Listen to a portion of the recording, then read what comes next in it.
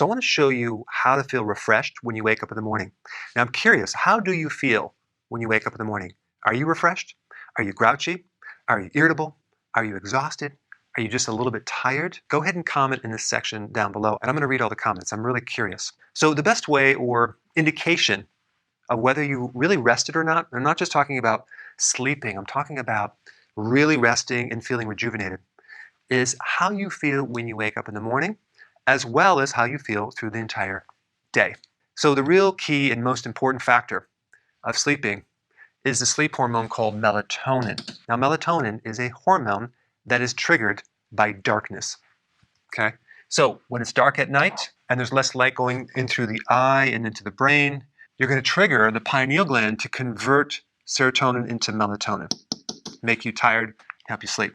During the day when it's light out, or if you have light in the room, that's going to go through the eye, into the retina, into the brain, and turn off melatonin. Now, melatonin is vitally important for your immune system.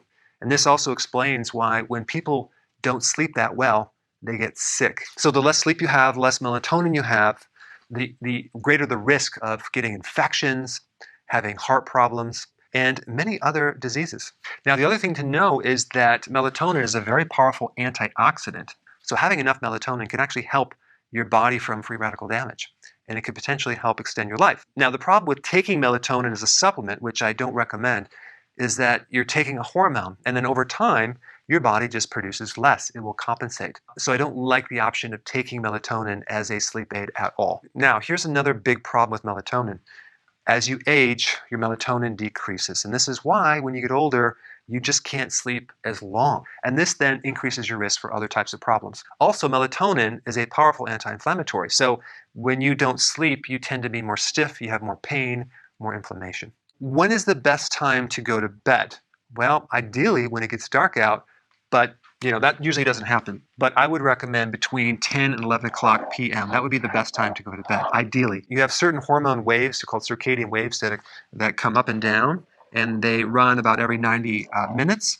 And so you want to catch the wave between 10 and 11. And sometimes when you stay up, especially after 12 midnight, it might be more difficult to get to sleep because you have your second wind, which basically means that you're working against these waves. And sometimes you have to wait and catch the wave before you can actually get into a deeper sleep. So I notice a lot of times people are tired around, let's say 9:30 or even 10, and they push themselves. They're watching TV, and then all of a sudden they wake up, and now they're awake for maybe 90 minutes. This is why that occurs. So right now, let's talk about all the things that you can do to enhance melatonin in your body. Number one, when you go to bed, keep the lights off. What happens when people go to bed, they have all these lights going on, they have their cell phone, they might have their laptop, they might have the TV going on. We want to start to shut down some of these lights and have more dark go into the retina. So just realize the less lights you have in the room, the better, okay?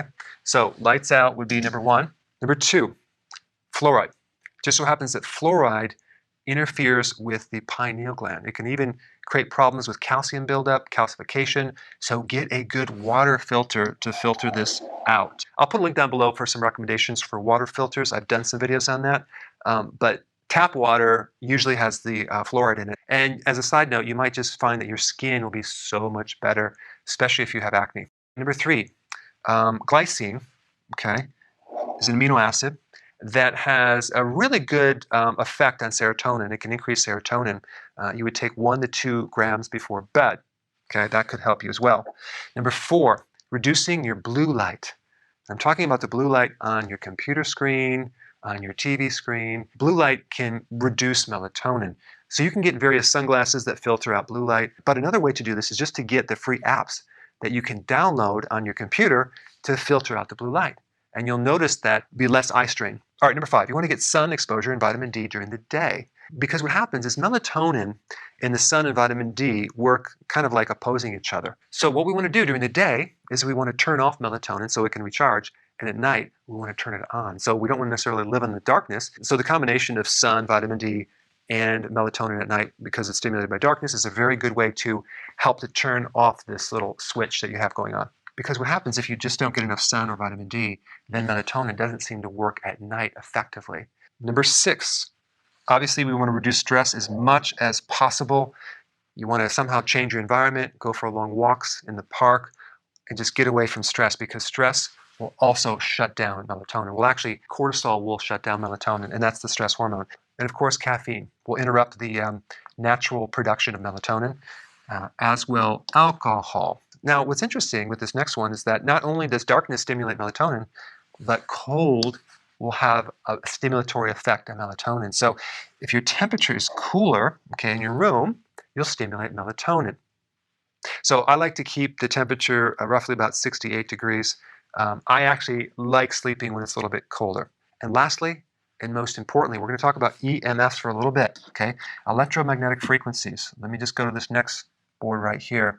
This is a very important topic. So what is this EMF? Well, it stands for electromagnetic fields. So this pertains to the amount of certain types of frequencies or energies that are around your space, okay? And what we're going to be talking about is around your body. Now, I don't want to get too much into the woods in this video, but I do want to talk about a very important space where you actually spend 1/3 of your life, which is in bed, in relationship to EMFs, because you may find, with what I'm about to tell you, that this could be the big reason why you are not sleeping. One of the things that you can do is you can get a device. I have quite a few, and these are EMF devices, and they can pick up different frequencies. On this one, it has magnetic fields, and it has electrical fields, okay? So that's what we're going to be focusing on with this video. We also have radio fields right here. That would be like the cell phone signals that are coming off. I'm not going to get into that at this point, but I want to talk about electrical fields and magnetic fields. And I think the best way to explain this is a water hose, okay? So if you turn on the water hose, you have this current or this pressure of water that's going through the hose, right? And it's spraying out. So this would be equivalent to plugging in an electrical cord into the wall and then turning on the light, okay? We have the on switch, we have the electrical current going through, and then we have the light right here. So this is going to generate electrical fields as well as magnetic fields. Now, if I turn off this part right here, so there's no more water coming out, that would be equivalent to turning off the light. And you may then think that the electrical fields and the magnetic fields will just completely go away, but they don't. And you still have voltage or pressure in that line. All you did is you turn off the light at this end.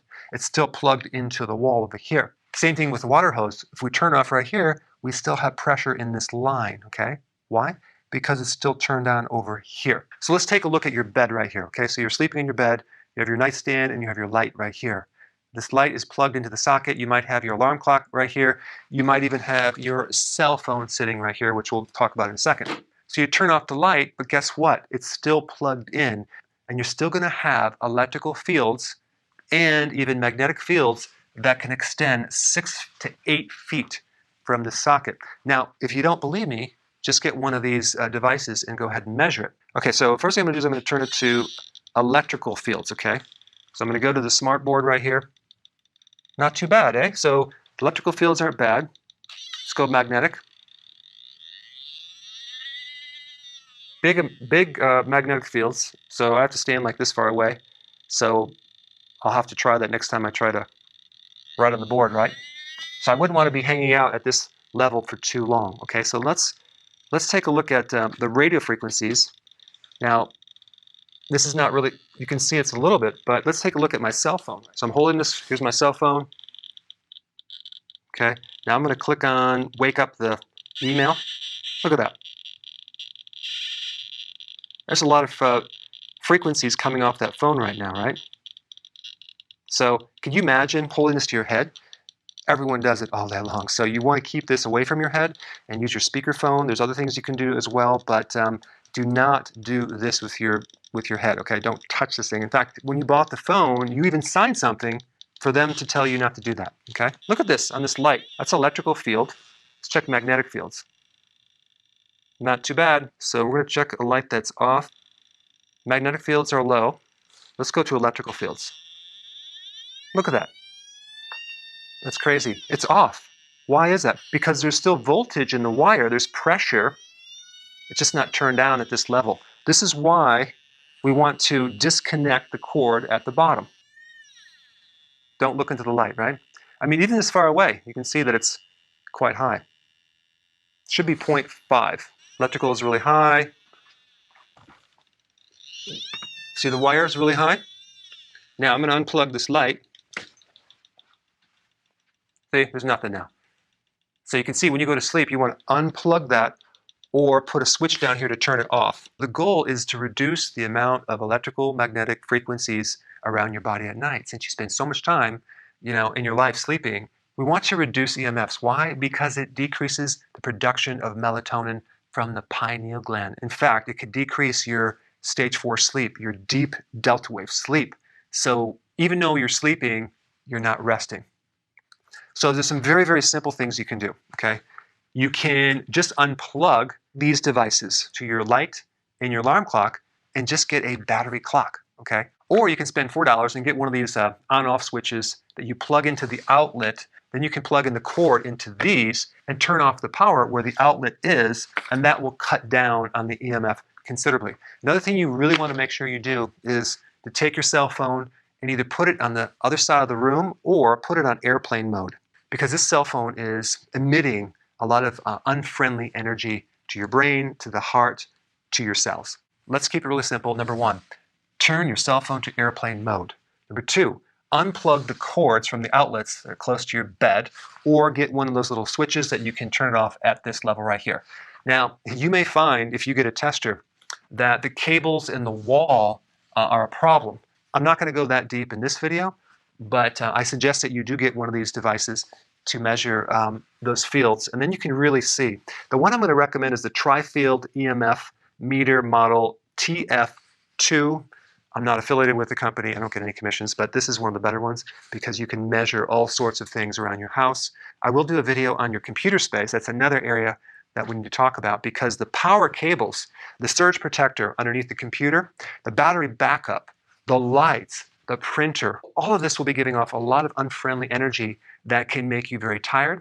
It can affect the heart. It can even cause arrhythmias and a lot of other problems. Next one, get a battery operated clock, okay, instead of a plug-in. You're going to find that that little action will actually reduce the EMF.